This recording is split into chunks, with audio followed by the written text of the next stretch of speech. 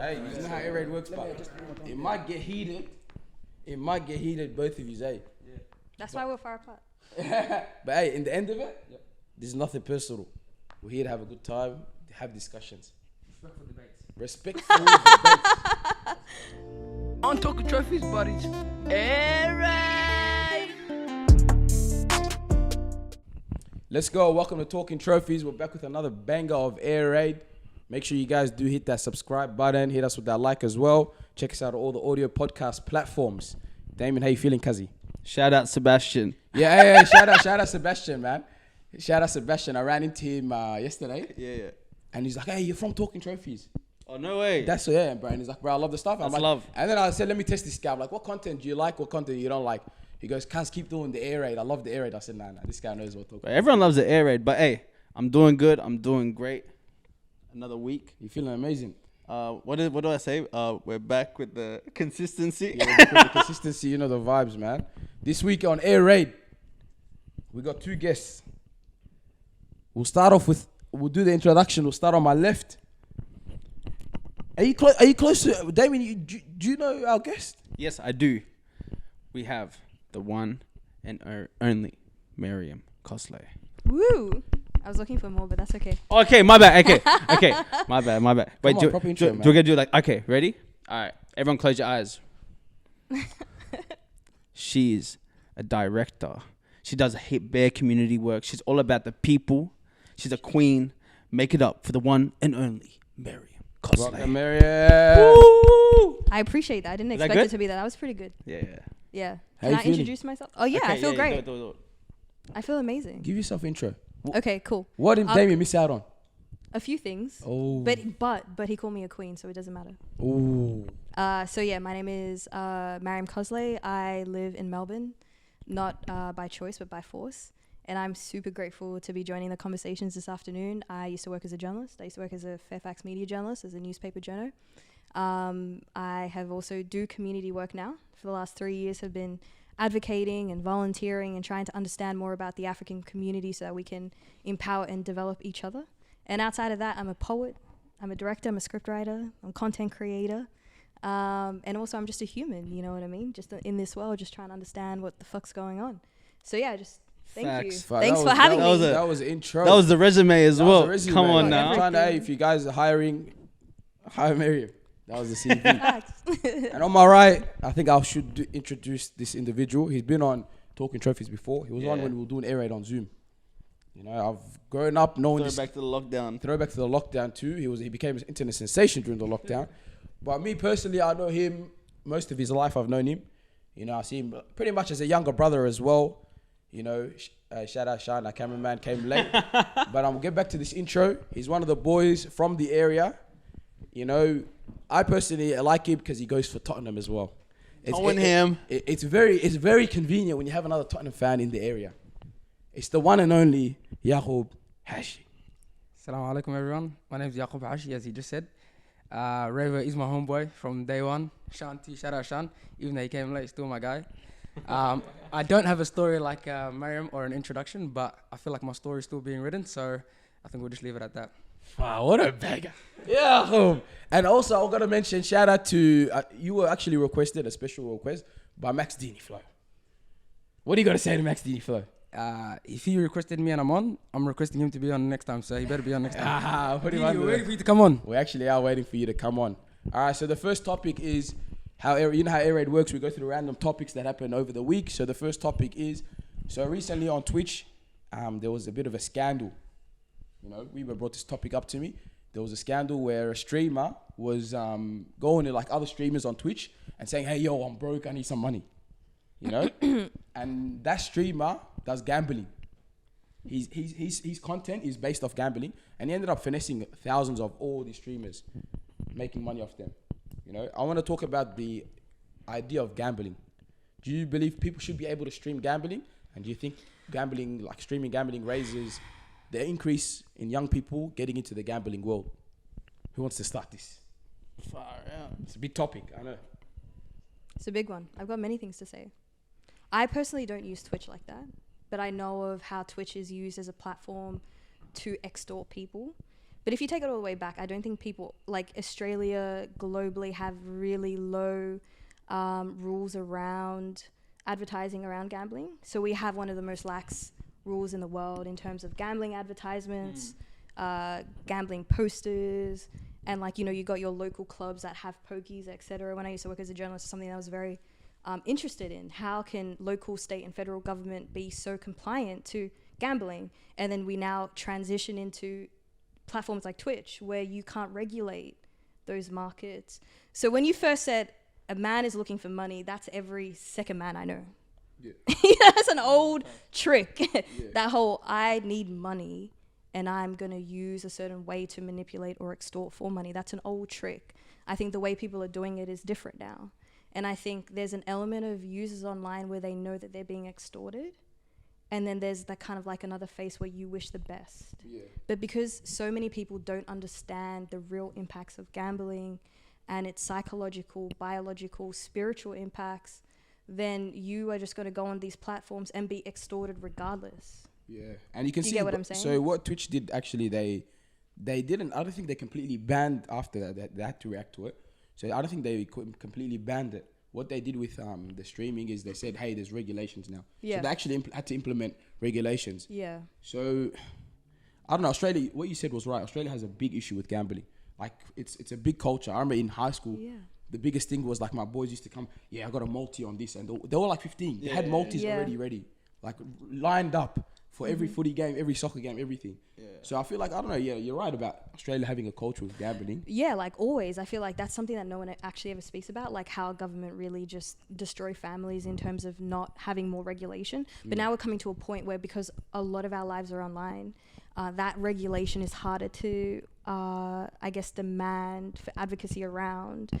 Because my issue with gambling is it destroys families. It doesn't destroy the person. Yeah, that's and I've seen lots of families being destroyed because of gambling. And like I said before, it was posters or advertisements, billboards, then pokies or ratio of pokey machines per resident in a certain establishment. And now we're in a point in history where nothing can be regulated. So what that means is we might fight for it through legislation, but we think of bullying, we think of gambling, we think of even murder. The way that we can regulate the impacts of that, starting off as a route online and then having it as a byproduct in this real world, like someone bullied me and then I bash someone up and then it's a crime. You know, this kind of regulation that is rooted in the digital space is going to be hard and hard for us to regulate going forward. So unfortunately, this is part and parcel of our new future, where people are literally using what they call snake oil. You know, there was once a time when people used to travel around, used to be merchants, to have snake oil in their stuff to try to deceive people, to manipulate people. It's a new age of, I think, snake oil. You know what I mean? It's unfortunate, but we need to understand that these spaces are not regulated. Therefore, you need to protect yourself even more. Talk about an unbelievable debut. Mariam, what a entrance. Yaqub, you got a bit of pressure on you. Because she literally dismantled the issue with gambling in Australia. You know, what are your thoughts, Damien and Yaqub? Both of you is open to use now. Yeah. We both stated our opinions. What do you guys think about gambling? I think, gambling is overall in regards to the Twitch stream. Just I think like overall, what's happening right now, even with the world of gambling, I think how it's moving online and stuff. I think the reason why Australia is so kicked back when it comes to gambling is because they make a huge profit off it. Yeah. They actually profit off it. So like they get like the gambling, the people, when you win money from gambling, they tax it. So like they're making so much money off it. So I think we're always going to be such a laid back, and also I feel like it's embedded in like culture. Like you go pokies, yeah mate, gonna go chuck it on the slots machine. You know, I think it's just like it's embedded in the culture. Like a lot of like older generation of Aussies, they froth the pokies. Who doesn't froth a good night at the pokies? They love it. But I swear, I wish I was an 80-year-old Aussie going to the pokies. Like look at AFL players. AFL players from the 90s and the 2000s. If alcohol addiction didn't take them out, what did? Gambling addiction. Yeah. They get gambling addiction. You're exactly right. It wrecks families. It destroys families. We're lucky, like Favola, like didn't like completely. He just had enough clout to come back and make some money back. But that guy completely destroyed his whole career. And it was from gambling. Also alcohol, but gambling as well. So yeah, gambling's a huge issue, especially in Australia, because it wrecks families. Like there's so many, suicides that happen in Victoria alone because of it, and it's not spoken about. It's not in the media. You don't see it on the news, and these deaths are more than like what you think they would be. Yeah. Yeah, but like the Twitch streaming, I think like it's hard. To be honest, they're just scamming. They're finessing people. So like when people are getting finessed online, I think you can get finessed in person or online. It's like it's really hard to prevent that. Like people are gonna try and scam money off you one way or another. Whether they're acting like they're broke or they're sick or they got cancer or there's someone's dying and they need this much funds to whatever it is. Like scamming is like inevitable. But what do you got to say, Yaqub? What Damien touched on, with the online and stuff. I think Damien and Mariam make good points about gambling, but when you talk about my perspective, to be honest, as someone who grew up as a Muslim, Allah kind of protected us from gambling. So I don't really know or have any friends or family who kind of were victimized by gambling or anything like that. But when we think about gambling and how it affected people in terms of as a society, I think even when you talk about, remember how you said there's a single man, and it was in the news, right? And it was kind of controversial, and it kind of you look at him as a bad man, but what about the gambling? The biggest gamblers, Bet365, the biggest ones who they own our YouTube advertisements, every third advertisement. What about those people? You act like this guy's a bad man, but the whole idea of gambling is when you lose, they win. So if as Muslims, even Reva can speak to her as well, is like our faith, it kind of protected us from something that the only way that they can win is if we lose, and there's no point of us being a part of it. So we've kind of been shielded by that. But also, I think I feel sorry for the people in Australian society, because even though yes they're not Muslim, we're still Australians. Yeah. So I do feel sorry for them, but I just again I don't know anyone who's been in gambling. Maybe I've heard like small portions, but in terms of families being affected, like Mariam has said, I'm not familiar with that. But it's gambling. The biggest organization. It's because they're literally making their money off people's backs, off the detriment of families. Like houses being broken. So if just look aside from, if I take it away from like me not being Muslim, it's just you have to think to when I think to as a Muslim, why did Allah like ban it? It's because we're losing as a people, and the most important thing as a Muslim is protecting your brothers and sisters. So if this is something bad for us, it should be more like, as you said before, the government should be protecting us from them, because they have a responsibility. We have rights upon them, just as that we have rights upon society as well. So the government hasn't done a good job in protecting its people. And I think, as Damien said before as well, it's because they're making money off it. So then who's gonna hold them responsible? So it's us as a people. Even though I'm not affected by gambling, I know what it's done to the people around me. So I think gambling isn't a good thing, but. Just to add on to that, I feel like this faith thing is a really interesting thing, because I was raised with like heaps of Muslim people, you know what I mean? So I've been raised with lots of different types of faiths, regardless of how you identify. My issue is to go deeper, not to challenge what you're saying, but to just present a different view, right? Mm-hmm. We know psychologically that our brain subconsciously takes in more information than our conscious brain, which means if you're walking around a room, you're subconsciously going to take a lot more rates of information than what you're consciously going to say, i.e. what do you see in this room, right? My issue is it's in everything. So there'll come a time, like any person is human, character will fall. We have multiple points in our life in which we break, and that could be expected or unexpected.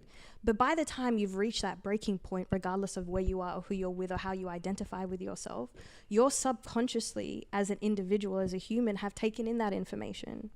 So you're watching YouTube or you're putting the TV on. Your brain has already use that as a solution to something subconsciously, whether you acknowledge it or not. Do you know what I mean? So on a psychological level, it's like I commend people that use their faith as a shield as a protector.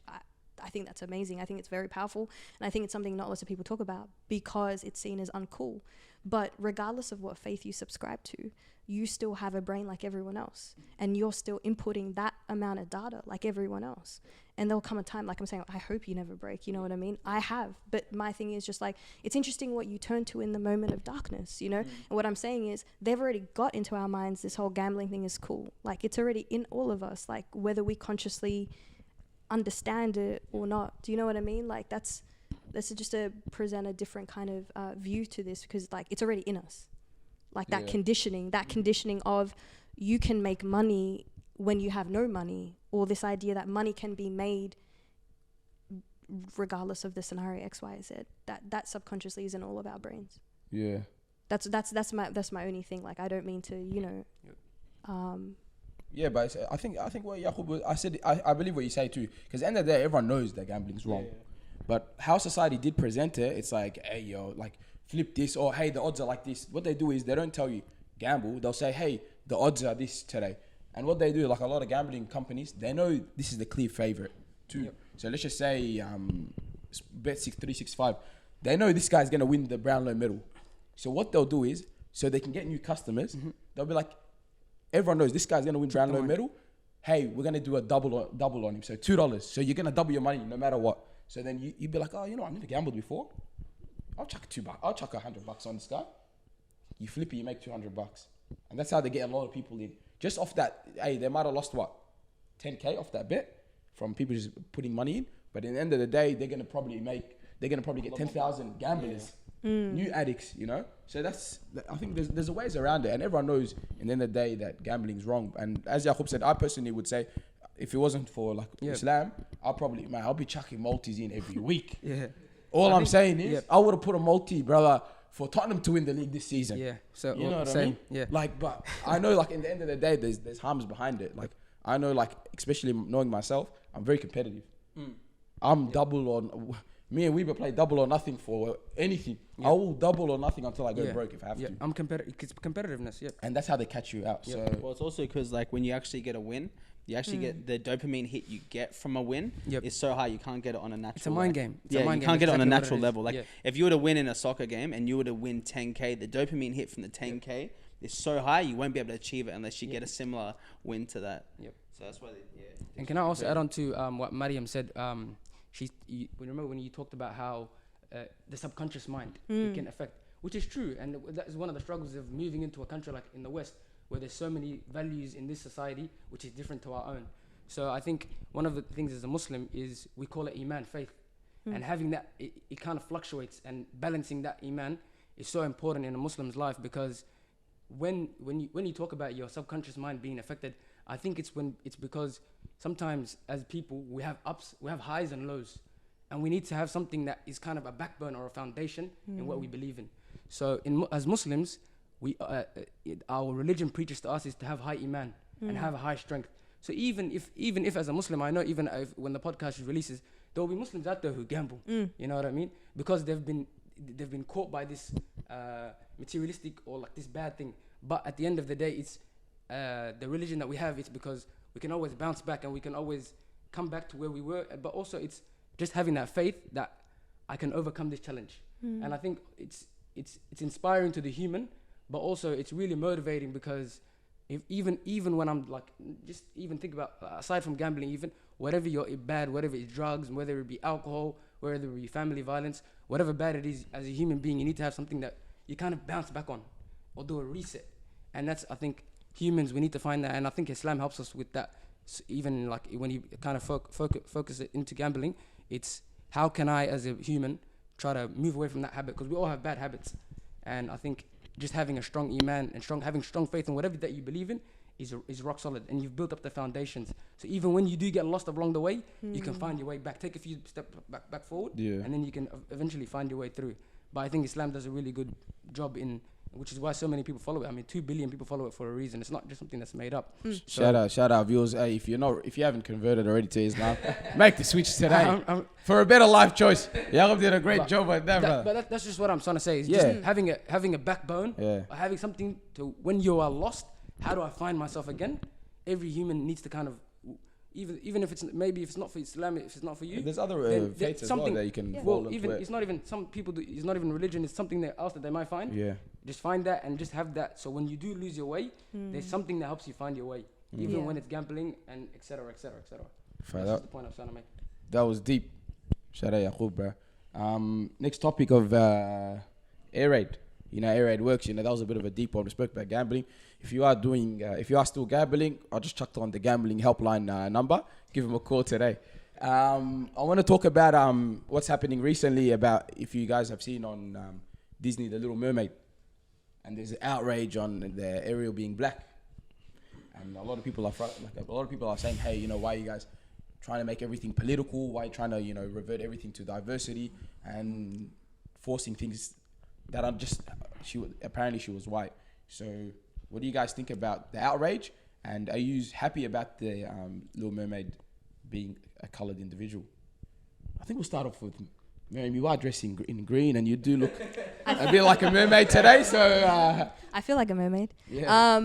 That's a really interesting. I've been seeing a lot of stuff on social media around this. Let me share a bias and be completely honest. Like, I watched The Little Mermaid when it had come out when I was a child, and I loved Ariel even though I was black and didn't have red hair. And that's what you do as a child. You put yourself into a narrative, and that's why representation around narratives with children, around children and the storylines is so important. Why are people pissed off? Because people always pissed off. You know what I mean? I feel like we're in a day and age where anyone can be pissed off at anything. So it doesn't surprise me that this is a point of conversation. I think we'll take it all the way back, right? Because for me, I just take a few steps back with this. Firstly, we'll start off with the beginning of time. Everyone. We don't got time for that. No. Let me make it quick, right? All right. Everyone was black. Everyone is a descendant from Africa, right? Fast forward, a lot of civilization and changes of country and policies and religions, etc. We are in the world that we're in today, right? And for a long time, Hollywood with a certain agenda has represented whiteness in a specific way, right? Now we're seeing a shift of that, and that can go lots of different ways. It can go African, it can go Asian, it can go South American. There's so many parts of the world in which narratives can be explored in a different way. But what we need to acknowledge first is that there was a point of whiteness for a long time in Hollywood. Right? So what we're seeing now is something that is different to what has come before. What that looks like means different things to different communities, i.e., particularly the African American community, those of African descent around the world are saying, hey, we see this as representation, right? Where maybe the Asian community might not see that. So all I see different representations of the originals, which is what we're arguing right now, similar with Star Wars, etc., is we're just seeing a shift away from what was completely white. Now, I support whatever comes as a result of that. It could be black, it could be Asian, it could be South American, it could be anything. But I support that because what we're saying is, Hollywood, you've taken up the stage enough with all these conditioning of children, including myself, of whiteness being the ideal, or even romance and relationships being a certain ideology. We're going to take up that narrative back. What corner that sits in the world, I think is up for the whole world to have a discussion about. Like, I see Disney just starting to transition into a more diverse narrative. And I hope down the track there are different communities that are being represented. But for right now, everyone has something to say. So you feel like, so you saying you don't really care about whatever race it is. It's just like you want to see more diversity. I think, yeah. To everyone. Yeah, I think what's happening now is, like I said, like it's a shift away from that white narrative, that complete white narrative. And I think now we're going to have more African faces, hopefully more Asian, South American, etc.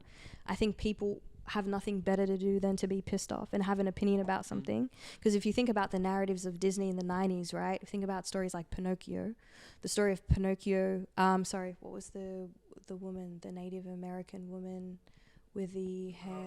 Pocahontas, thank you. When we think about narratives like... Guys, how do you know these random facts? Sean sleeps all day and watches movies. What do you mean? This is Pocahontas is a great film. Thank you. I don't know why my memory didn't bring it to me. But when you think of Pocahontas, came out in 1994. I remember this because it was the year of my birth. The chief of the village in which the narrative was written about, he had written a letter to Disney saying, you've completely corrupted my people and my story. Right, so Disney for a long time have been manipulating narratives and whitewashing it. And now we're seeing something different. Yeah. Again, people will say it's fiction. Well, it's not fiction if it draws enough action. If something stems as fiction, which is false, but then a byproduct that is action, is emotion, is anger, is something palatable, then it's more than fiction. Then Disney has a greater control. You know what I mean? So I guess without trying to go into a rant about it, I welcome it, but I don't have time to sit down people pissed off because everyone's pissed off. And if I sat down honestly and sat and listened to how everyone was frustrated, I would get nowhere. I think it's just white noise. And I think it's Disney actually probably marketing it, to be honest. I still work in that space, is, there's no better publicity than bad publicity. So that's I think Disney knows exactly what they've been doing. They've been doing this for a while, and we should welcome all types of narratives. And as a black person, as African, I welcome it. Of course, I welcome seeing my people, but I also welcome every other type of people to be and to be represented fairly. You know what I mean? It's just white people that are upset, but that's old news. I don't have time for that. White people upset, that's old news. I think like it's a different reality we're in now. Like, you go to your local shopping center, and it's not like, I remember as a kid, like I went, like, side note, I went to Queensland. I went up to Queensland. I thought I was back in 2005. I go into a shopping center and it was all white, man. It was all white, and I'm tripping out. But like the reality is, majority of cities, it isn't that same narrative anymore, where it's just everyone's the same color. There's a majority. Like you go to your local shopping center and there's actually no majority. It's like it's a whole different tone range. You're going from the darkest to all the way to the very lightest. And I think it doesn't have to be, oh, it has to be black and it has to be white, or like it has to be like, it can be, for me personally, it can be anything. You could put a pink character up there, cuz I do not care. Put anything, like for me personally, and it's not that deep. But I don't know, I don't know why there's so much hatred towards it. I get it, it's something different. I feel like that's what happens with a lot of the Anglo community. I think like when mate, you're half of that anyways, mate. That's your half, mate. But for real, the community as a whole, I think like when something changes from their norm, it's like it's a huge deal. It's like oh my god, what's this world coming to type of thing. But to be honest, I don't think it should, like, I don't know why they personalize it so much. What about you, Yaqub? What are you thinking about it? I think it's just as Maria said, but as well, I saw it on social media.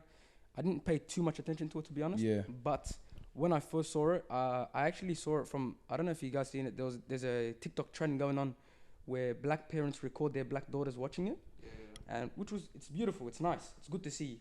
But she's a black girl. She's black. She's black. Yes. She's black. Mama, she's black. It's good to see. But also, I think, like for me, is I kind of also look at perspectives of things. There's pros and cons to everything. Now that is one of the pros. But also a con is what's Disney's true intentions of releasing something like this, changing the character from white to black, you know. And I honestly believe sometimes businesses and companies like such as Disney, their main objective is to kind of bring in the masses and bring them for views.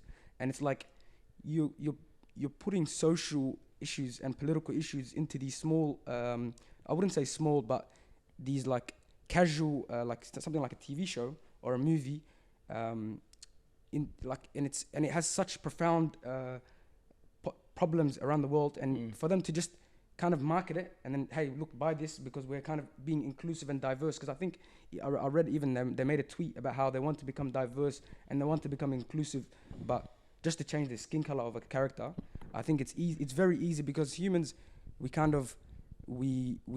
judge things on face value. So when we see, oh look, they changed the face to black, now they love us. You know what I mean? And no, we're gonna go buy. You know how many people, black people would have said, you know what, they support us, now we're gonna go buy them. Yeah. But we don't. But you also got to think about the history of what they did in the past. You know what I mean? Of selling out black people, or selling out indigenous people. So I think look at both sides. You know what I mean? Compare them. And the pros, yes, it did benefit black people, and small black girls genuinely they saw themselves in that show. But also you got to think about what's Disney's intentions. Why did they decide to change a character's skin color? And just be aware. You know, don't just say, oh, well, Disney's good now. You know, they're allies or they're one of us or friends. So just being wary of the two. I think that's the thing too. I think it's very good that the Little Mermaid was, you know, they did that, and I love that video where the girls they're like, oh my god, she looks like me, or you know, like those black girls reacting to it. But I think, you know, the thing is with I feel like one of the downfalls of the black community, I gotta say, is like we get satisfied very easily. We're easily sold. We're easily sold. Barack Obama's black, bang, didn't do much for the black community. Like little things sell us, you know. Like obviously we gotta set the standards a bit higher. Come on, black movement, you know, we gotta set the standards a bit higher. For example, okay, put money into Disney, put money into the black community. Do something, you know, changing the color of Ariel from the Little Mermaid. Okay, it's a good step, but take bigger steps. If you're a big organization, they're probably gonna make 100 millions off this. Yeah. Just for changing the skin color, they're gonna make heaps of money. But what are they gonna do with the money? They're just gonna generate profit off it. It's marketing social issues. You know what I mean? Because it's something that the humans will love. Social issues and political issues mean so much to us. And I think a lot of companies nowadays, even from I think 2020, 2021, 22, in the last few years, it's been about marketing social issues. So I think, just being aware of that. Yeah, and to add on to that, I feel like when they do make a change of color into a character or a narrative of like something that's already made, like a movie or a TV series, what they do is they just replace it, but it's still like they're living the character of like the American dream, or like their family still fit the narrative of like what American family is, but like they don't really actually put much detail into it. Like you never see a movie yet, and like the parents are like Nigerian or like they did one the Soul. Have you watched that Soul? no. Yeah, that's a good film. Have you seen Soul? That's such a good film. That was like the first movie that actually Okay. did that. Like Such a good that film. was a good But like it's a rare thing. Like I haven't seen, like that's one It was movie. one Yeah, they so did, yeah, like I think it's just a rarity. I think movies as a whole, where they have like a deeper representation of it, it's just like like what you're saying, just adding on to the face value fact. Like I think, yeah, it's just an easy way to quiet people down temporarily. It's like a marketing stunt. Yeah. Yeah. What if it was the other way around? Let's say they do the Fresh Prince of Bel-Air movie, and they're like, "What make Uncle Phil white?" How would you feel? And the dad's Irish. And the dad's Irish.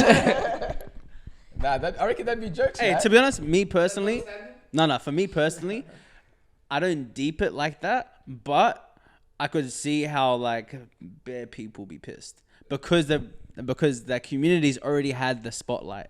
Yeah. Like they've been running the movie industry for so long. They've been running, live theater for so long, dance theater for so long, acting, everything, like every genre they've been running amok. So I think like me personally, Damien speaking, I could not care if they put, I don't know, cause anyone up there that's like whatever, but yeah, I think I could see how like bare people would be pissed off, man. You know how air raid works, man. We jump from topic to topic. This is a linking topic to this. I was watching, because I work from home, sometimes I just jump on the YouTube a bit, I watch a couple videos. I landed on my homeboy, Dr. Umar. Dr. Umar Johnson, I watched the video from the Breakfast Club, and I was dying, guys. The guy goes hard, but I like the black stuff, the black motivation stuff, but the one I saw it, and it just raised the question back to me, was his thoughts on interracial marriage and relationships. And this guy is 110% against interracial relationships. Yeah. And he also says that if a black man is fighting for the struggle of the black people, he should be with a black woman. Yep. I want to know what you guys believe on interracial relationships. And what are your views on it? Yeah, Who wants done. to I take think it? I should talk. Oh, we first. got an Speaking interracial as I'm individual over here, yeah, mate. interracial person. Got a product. I think, to be honest, I think there should be no standard to like. I think us as people shouldn't dictate who has a kid with who. I think like if you're in love with someone, you are fall in love with that person. No matter, like if you are like attracted through interest or maybe even religiously attracted or whatever it is, whatever brings you guys together, I think that's a beautiful thing. And I think that's more powerful than being in a forced marriage where culturally you guys can be together, but like you don't even have a proper love for each other, and it can grow into something.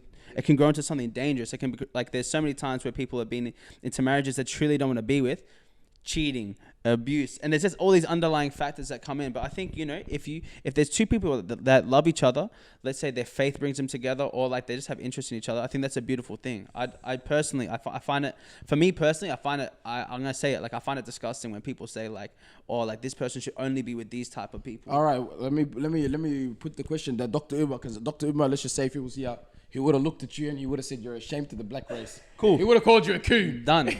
You know what's my favorite thing? He calls everyone coons. Yeah. He just kills me. But I want to ask you this, but Yeah. I understand that. That's 100%. I'm saying, what about for a black man that's fighting for the black struggle? Let's just say you're the front line of Black Lives Matter. Yeah. You are the head of Black Lives Matter. Yeah. Can you be with what's it called? Of course you can. Should you be with the black woman? Of course you can. So like you can be with that guy can be with whoever he wants. Okay. I personally think he can be with whoever he wants. Like let's say if someone is a devoted Christian or a Muslim, and let's say they do end up dating a Christian person, does that mean they're not a Muslim anymore? Does that mean they don't believe, or does that mean they're not a Christian anymore? In the religion of Islam, I don't think the word term dating is politically correct. Politically correct, mate. No, but let's say if you were to have interest into someone that is of something else, that's not of what you identify in, does that mean that you're not what you identify in? Yep. Oh, well, It doesn't take away from your identity. it doesn't take away from being a Muslim. Yeah, 100%. That's what I'm saying. Yeah. Because that's what you were asking. like- If the person at Black Lives Matter. Yeah. And like, let's just say, but the thing is, what Dr. Umar was saying was, he goes, I'm just gonna keep throwing these Dr. Umar arguments at you. I think you're about to make a good point. He goes, for example, a black man that's fighting for the black struggle. Yeah. The reason why he shouldn't be with a black woman, a white woman, or an Asian, like someone that's not black, is because she won't understand the struggle and have that same sympathy or empathy a black woman would have for him fighting for that struggle. Yeah. She won't have that pure understanding. She might understand it, she might tolerate it, she might support it a bit, but she won't purely understand it. Yeah. Miriam, I want to ask you actually, let's check it at Miriam. Well, I was just listening and I was just trying to understand where everyone was at with it. Interracial relationships. Well, before I start off with my opinion, let me shout out Dr. Umar Johnson. I think he is very much sometimes put into the corner as like, you know, the angry black man.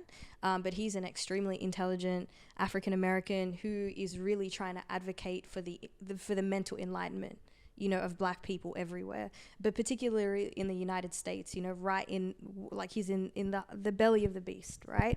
So I just want to shout out Dr. Umar Johnson because he's funny. I think he's funny. I think what he says is funny, but I have ultimate respect and understanding for his schools of thought.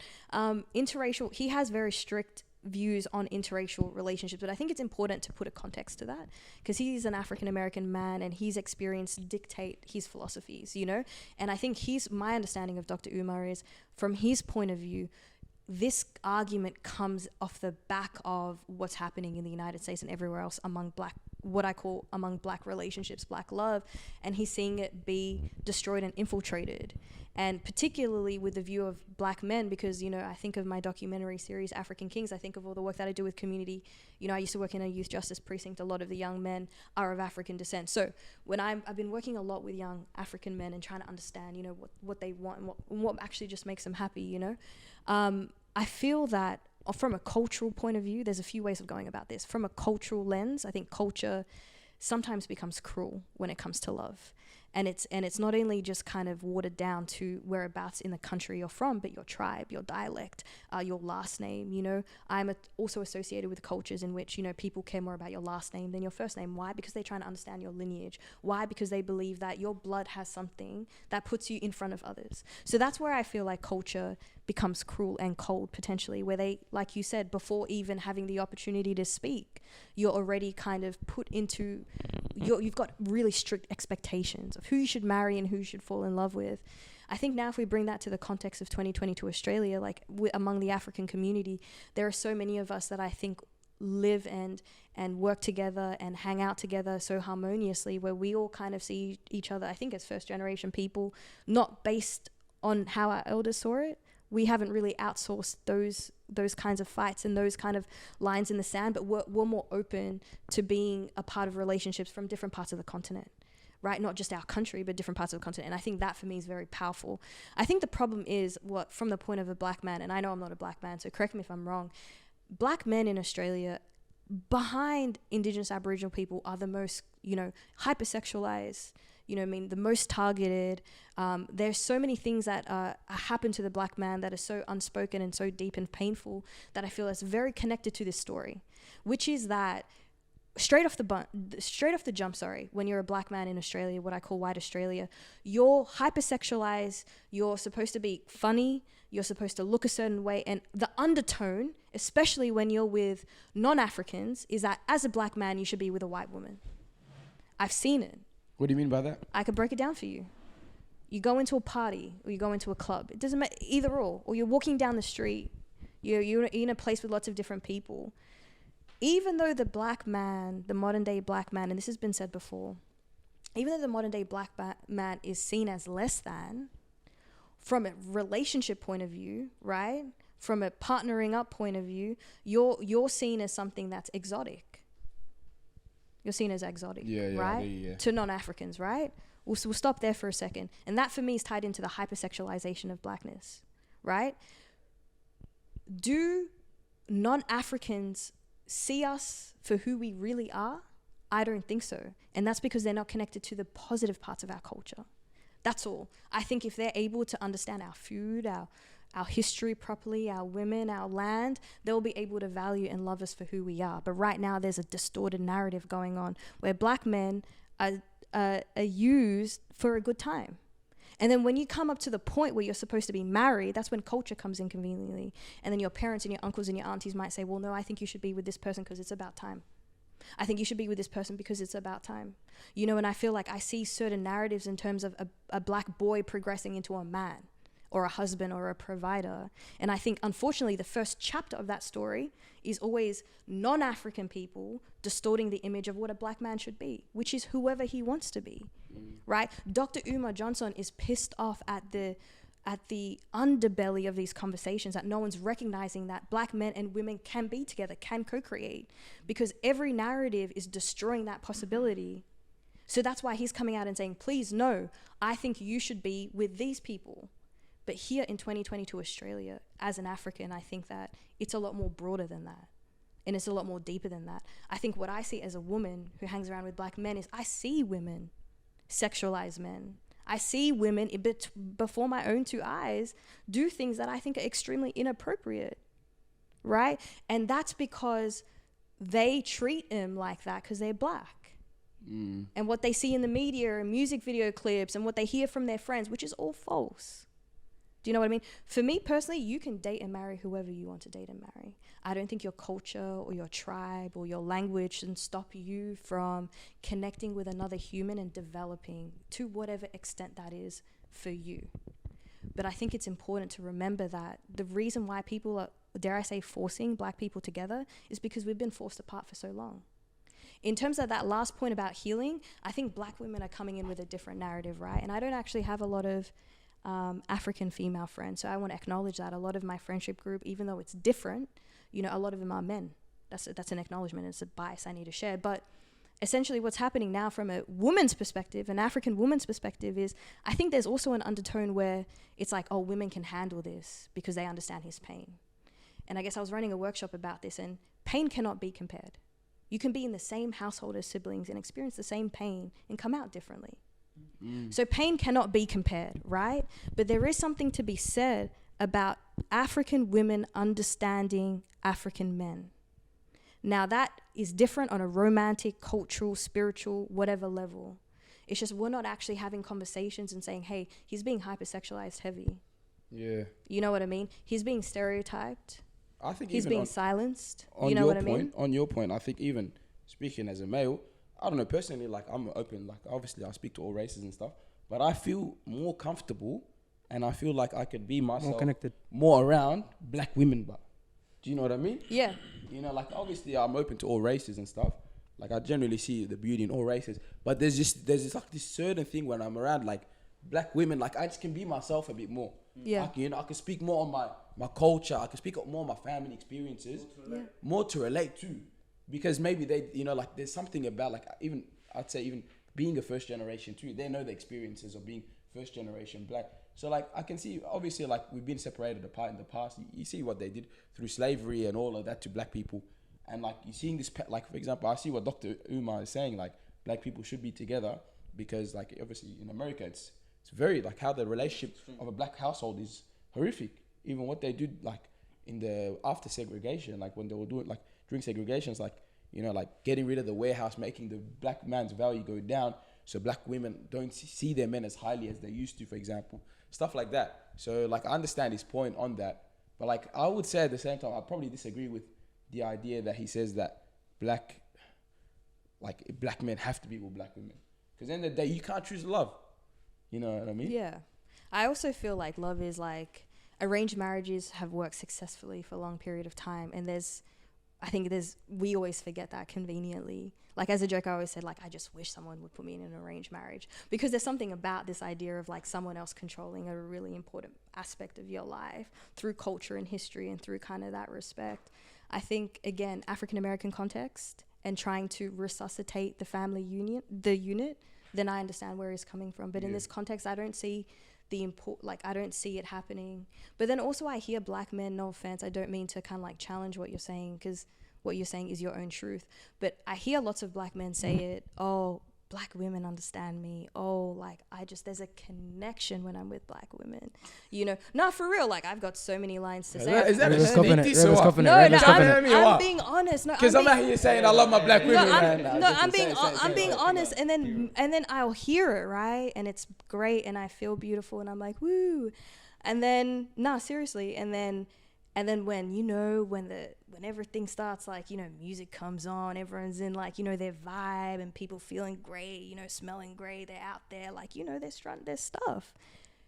I see those eyes, those men, sure, they're celebrating their black queens, but they're also kind of, doing a bit of this and doing a bit of that. And I think as African women, I can't speak collectively, I think it feels so competitive. It feels like there's so much tension, you know what I mean? I feel like before the conversation started, black women have got a lot they want to say, and I sometimes it makes me think, like, okay, well, what am I missing here? Black men say they want black women, but when I'm in these spaces, different types of spaces, professional, social, cultural, why do I feel like there's an undercurrent of tension that I can't put my finger on?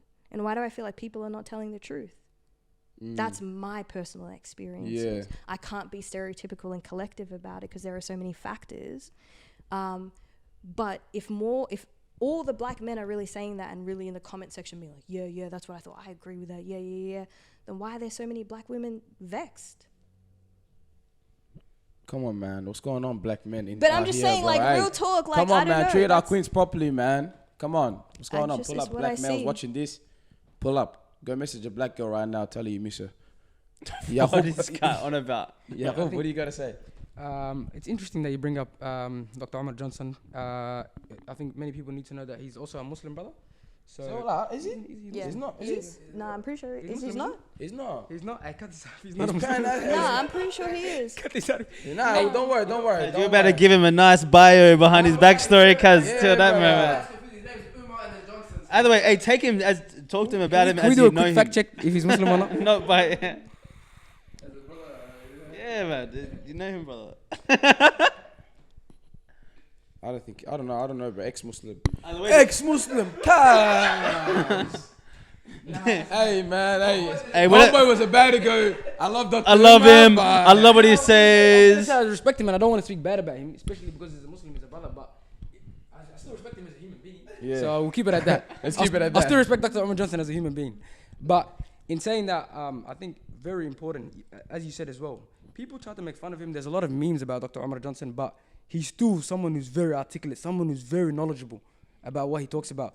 And I think the most interesting thing about what Dr. Umar Johnson that stands out to me in particular is he was doing, it was on the podcast with Charlemagne on Breakfast Club. Yeah. And he talks about how successful black men, how once you make it, what do we fantasize? You have so many black basketball players, black NFL players, black millionaires, they're married to white women.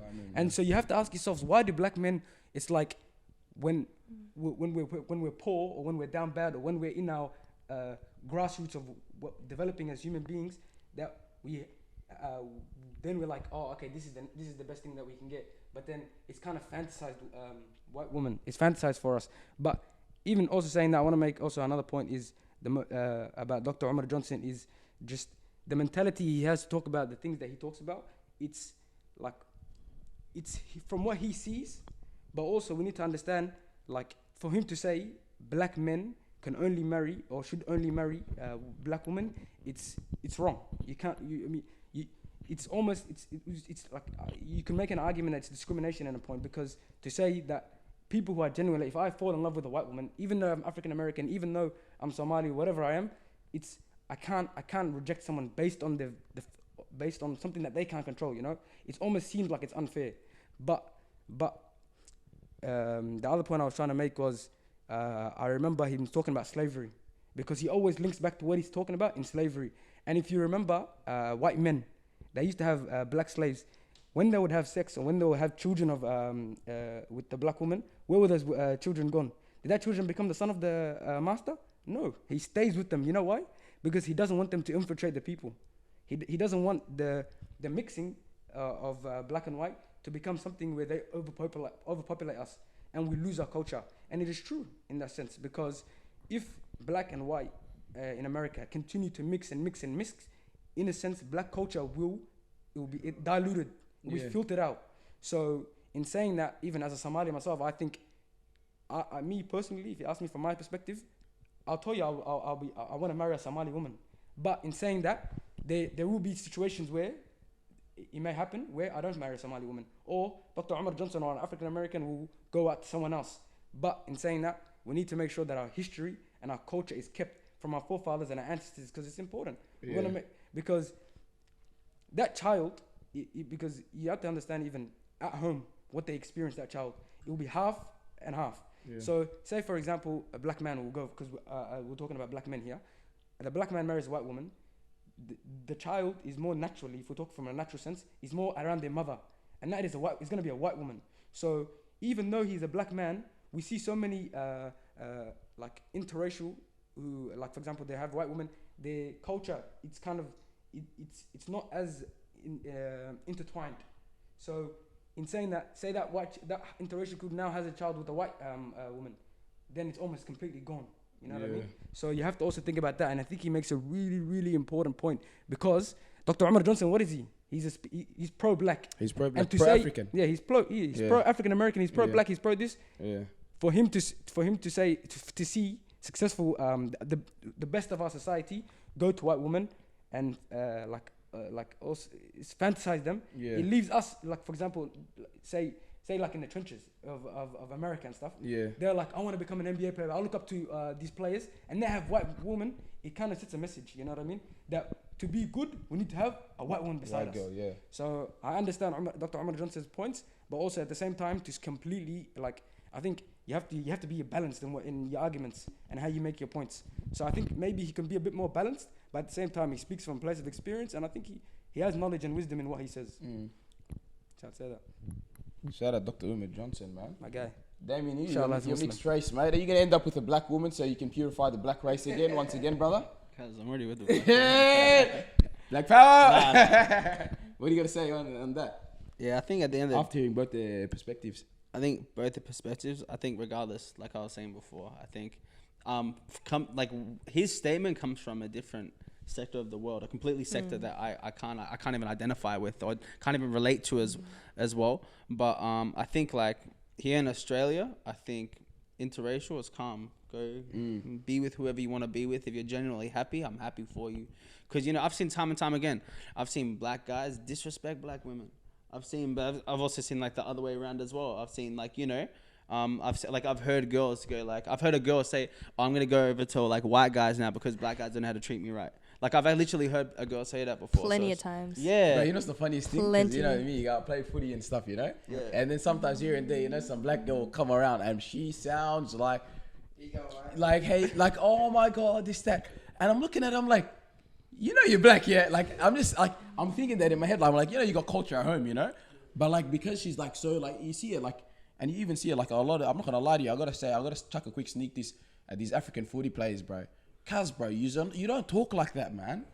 You saying? Like, you see a lot of the African footy players that are playing, bro, they literally do not talk like that, bro. Don't force it for the cameras, man. Just be you so we can normalize it. You know what I mean? To be honest, but you got to put in, they're always around those people. They're always around. I know, but still, like, if you go live in America, if they chill with their boys, I swear they're not talking like that. If they're with the African boys, I swear they both give it to their life. I'm telling you, if you didn't know Arabic, you'd be like, yeah, mate, how you going? I'm telling you that right now. No. If you were raised in Turak, I'm telling you, if you were raised in Turak, you'd be like, yeah, mate, how you going? It was a great footy game with the boys. These footy players grow up in, bro, they grow up in these environments, Africans first. And they play footy. They have a laugh. Okay, 2 days a week. But the other four days in the week, who they're chilling with. Yeah. I've heard this plenty of times. I've been in the situation where I've been in a casual social situation, and then I'd been in another situation with that same person, and I'm confused. Oh, wow. I'm looking around. Like, I'm a change in accent. What? Yeah. You know, I'm confused. It's a whole different person. Yeah. I personally have my own views on that, but you got to understand, in Australia, that's a survival mechanism.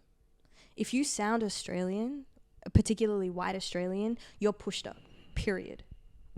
So the intentions behind why you choose that as a priority of your survival mechanism is up to you. You know what I mean? And I was just going to add to your point before you went into that, because I also sometimes find it unusual, but then I strip it back and I'm like, well, what is Australia? Like, who deserves to use that accent, and should we all then sound African? Because there's a great guy called Frantz Fanon in the 60s. For those who don't know him, suss him out. He's got a book, Black Skin, White Mask, And I think the title in itself is very, it kind of speaks to what he's trying to explore. And that is, in his book, one of his theories is that blackness is a mentality, and so is whiteness. Relative, they act in relation to each other. So black only exists because of whiteness, and whiteness only exists because of blackness. That's one element of it.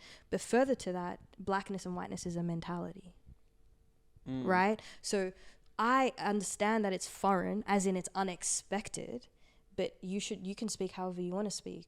Because if he turned around and he was like, "Yo, you'd be like, "Oh yeah, he sounds normal." Yeah, but you see, what does that mean? Let's go back to the Little Mermaid.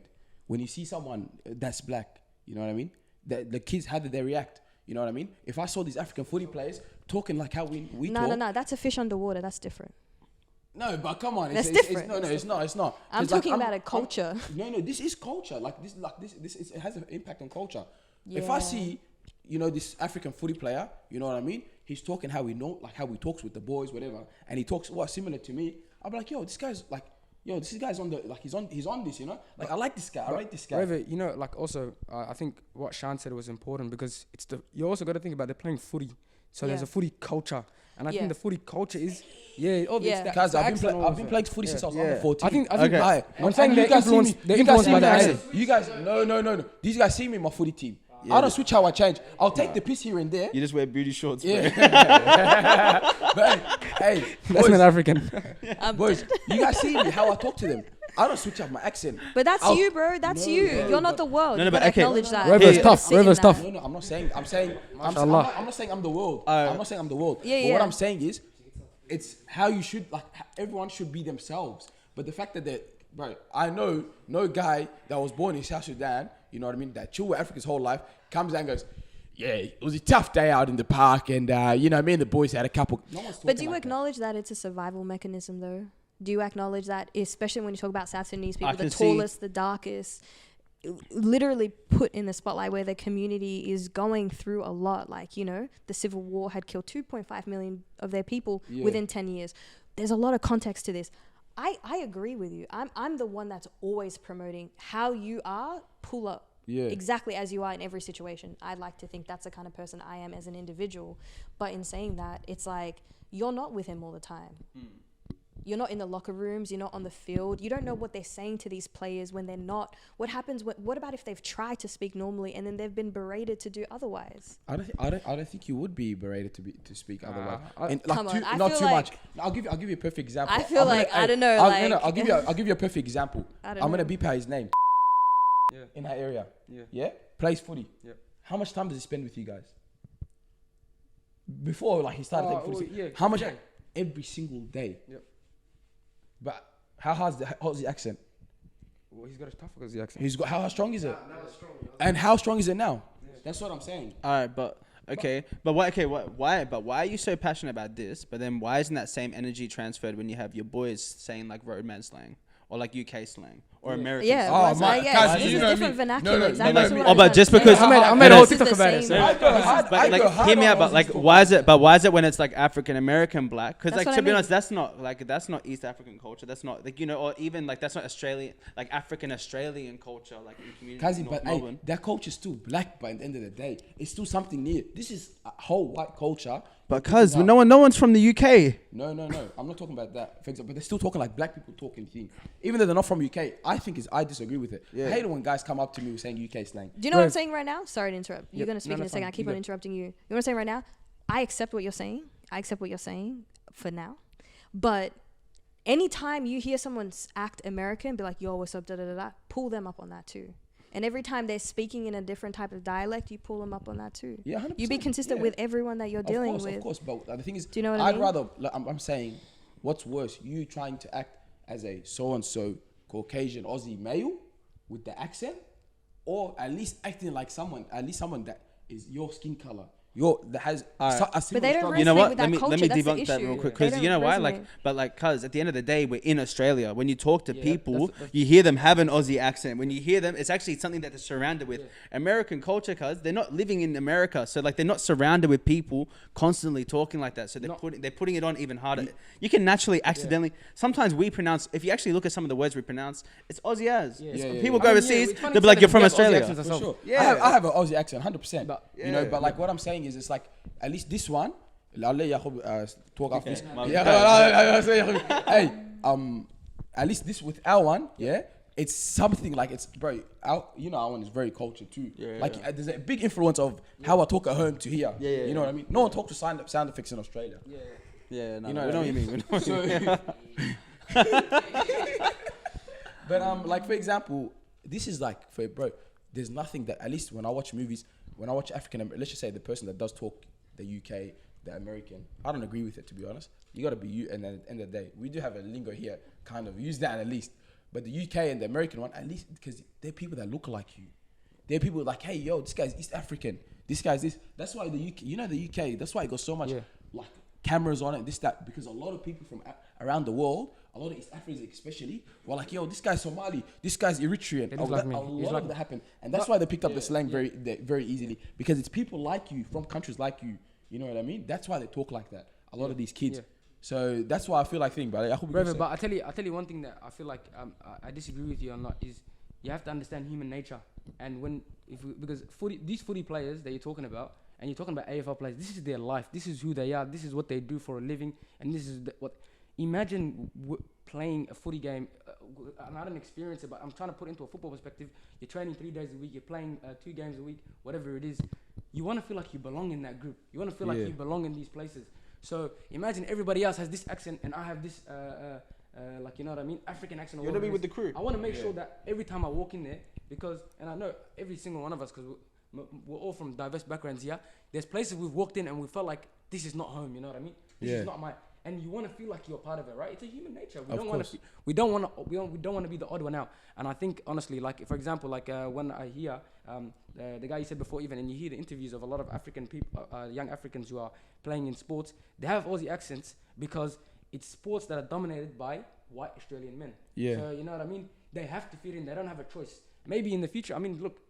Maybe 20 years down the track, it might change. Indigenous Australians struggle to be a part of this sport. You know what I mean? So where do we come in? You know what I mean? So it's about belonging, and if these African men want to feel like they're belonging, things like the small things like the accent, even the way they dress, like and who they maybe even who they marry, like they probably have white girlfriends or whatever it is. It's all about belonging. It's human nature. You want to feel like you're a part of something. You don't want to be the odd one out. So I think let's just be fair to them, and instead of criticizing them, think about like, how can we make them feel more comfortable? Maybe they need to see more fans in the stands that look like them. I don't think it's criticizing. I'm not saying that. I'm just saying it's like, cause end of the day, a kid watching it, African kid watching it, when he's the little, watching it and seeing this guy talking in that way, it's gonna it's gonna be a generational effect. That's what I'm trying to say. If he starts talking like he normal, like for example how we talk at home or with his family or with his close friends, and does that in the press conference like that, you know who are perfect examples of it?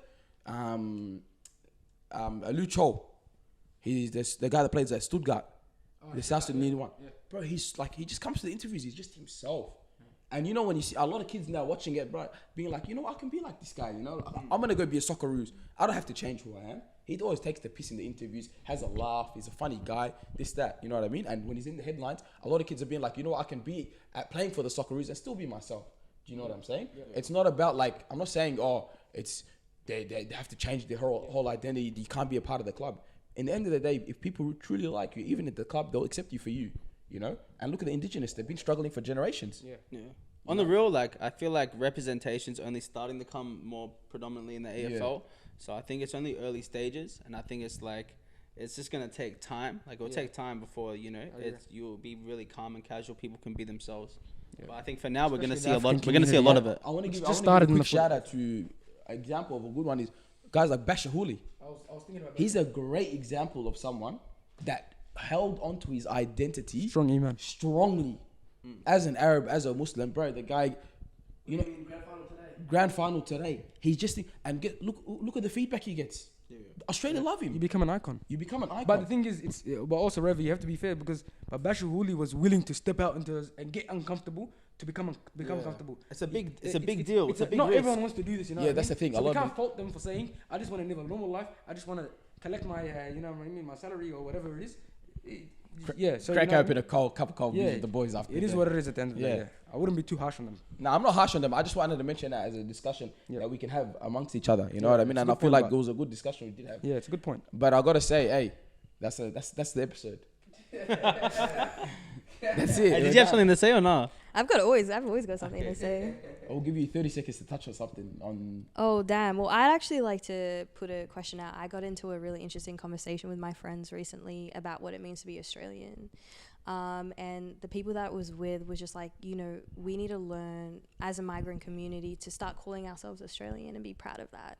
Where I feel like the more we as a community talk about being Australian, it kind of dilutes and it dissolves our culture. And we got into a really heated discussion, and that's what I was thinking about when you were talking, like, okay, if this is our expectation of what Africanness should look like, then what then is the counter argument, the counter narrative to that? And I just feel like first generation, so many different factors, we don't have a universal definition on things enough. Because we keep on arguing about, what does love mean? What does the family unit look like? We don't have enough terms for us to stand behind and say, you know what, this is what makes us comfortable. This is the love that we're fighting for. This is the man that we're fighting for. This is the woman that we're fighting for. This is the athlete that we're standing behind. I also think of myself, like, I've only been doing community for about 3 years, so very recent.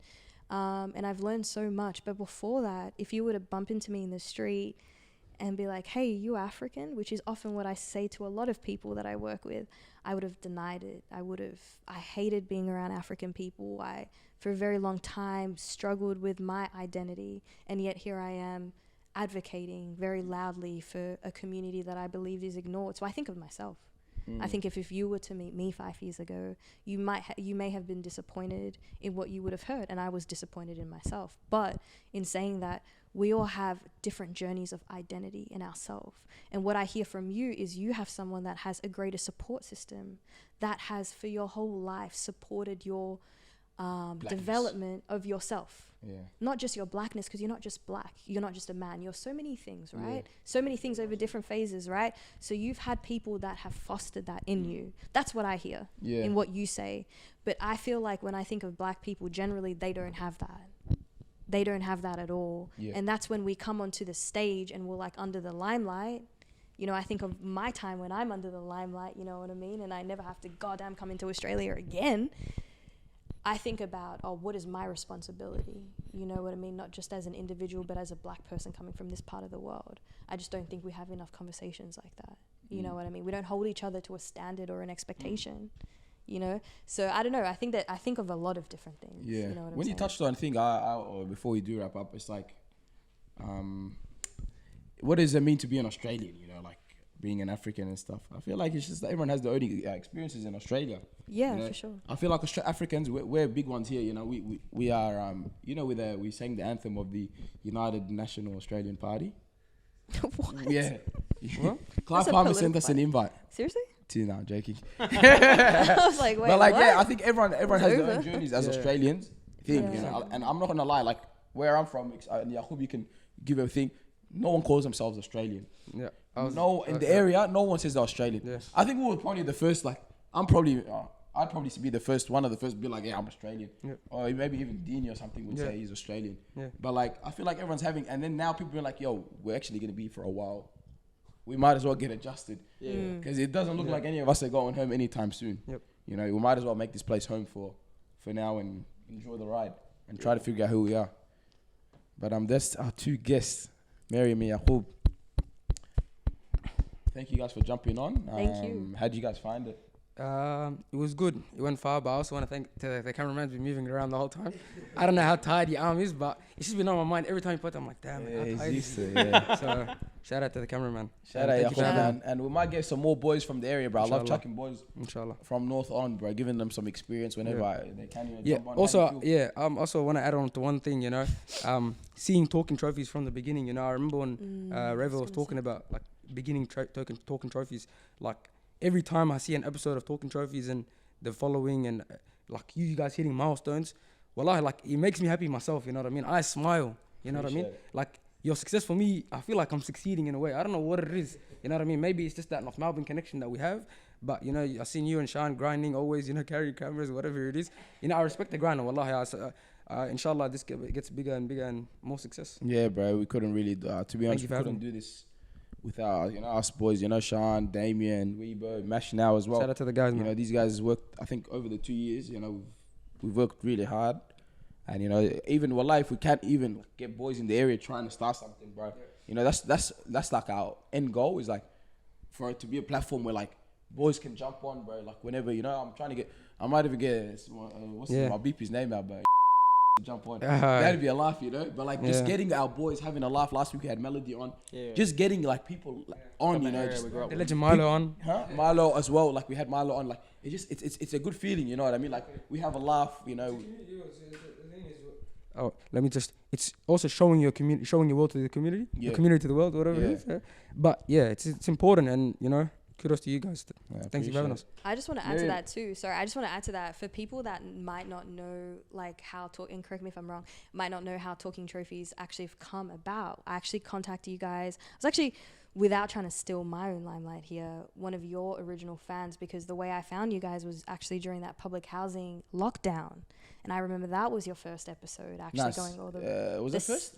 First or second? Second. No, it was second? It was second. Oh, okay. Yeah. Sorry, I apologize. And I remember watching that because I, like many other, was volunteering on the thing. And I think that's actually how I recognized you. That's now why it's just clicked now. Yeah.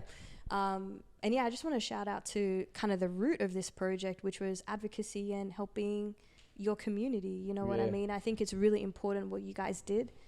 Honestly, for real, honestly, that was really, really important. And I think Black African people that are taking control of their narrative, trying to start a business, creating a sense of community, especially in a time like that time, I think big shout out. You know what I mean? Because I remember watching that thinking, wow, like that is exactly the kind of behavior I want to be seeing. And that is exactly the kind of things that I want to be participating in, you know? So I just want to say, for those who don't know, kind of all the way back, you know, the conversations have turned a lot more casual and a lot more comfortable. But the way you guys started, I know resonated for me as someone that was following your journey. So thank you. Yeah, we love the community. We love here and there helping the community. We're not here to support communities. Any community organizations that do come and asking us to do help, we're not here for you. We do our support indirectly. Yes. You know, whatever we can. But yeah, man. Thanks to you guys for the support. Appreciate you guys. You guys been here from pretty much day one, man. Like you guys known us, so like Talking Trophies and experience the journey. Damien, what do you got to say? Hey, appreciate you guys coming on. It was great. We handled some tough topics, some great topics, and I think we've had some very good discussions, especially on culture, identity, political issues. Yes, thank you guys so much. But if you're still watching, hit the like, share, subscribe. Talking Trophies, we're on the way to the top. You get it? Yeah, make sure you guys hit the subscribe button. Inshallah. Give us the support. Besides that, enjoy your night. Stay humble. Faith. I'm trying to tell you something. For you, go and have your parade. For your sun turn black and gray. Come on, let me, Sarah.